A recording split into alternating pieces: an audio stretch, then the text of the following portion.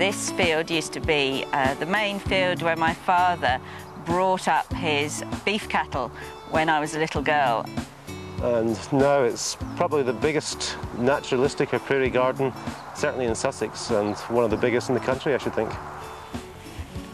Many people that come to visit Sussex Prairies expect the garden to be full of grasses and not too much in the way of colour. But as you can see, this is not what the garden's all about. Well, really, it's about how we use groups of plants together, juxtaposing colours and forms, so it really works together as a sort of seamless whole.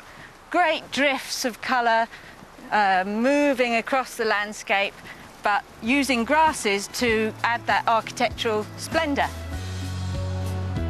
We spent winter 2007 planning this garden with great big A0 sheets of paper, poring over the drawing board every night of that winter. We took that to an Excel spreadsheet which gave us our planting numbers for the garden, which in the end was about 30,000 plants. Which was a horrific figure, and it was really frightening because we thought, how would we ever arrive at planting them?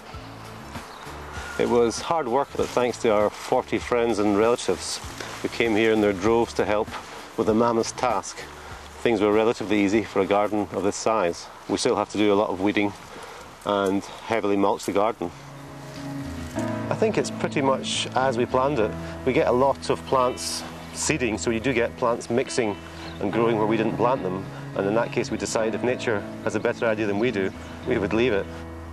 Paul and I like to combine certain plants together in what we call our dream partnerships. And here's one particular example which is so beautiful.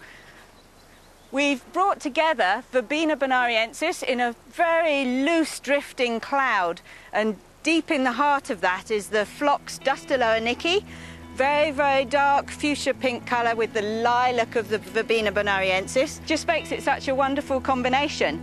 And this is how it works throughout the garden. But you can scale this down into a smaller size.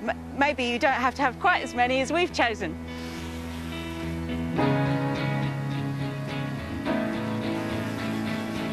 I think it's really worth doing a bit of research, getting a good book and finding out which are the best varieties for the garden. For example, here is one of my favourite plants of the moment. Inula Sonnenstrahl it's called, and that means sun ray in German. Most inulas are about 3 metres tall. They've got tiny little flowers and you get a sore neck looking at them.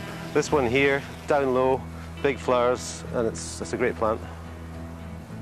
I think we didn't really realise when we started off quite what it would mean, but I think it's become something so wonderful and something that we love sharing with other people.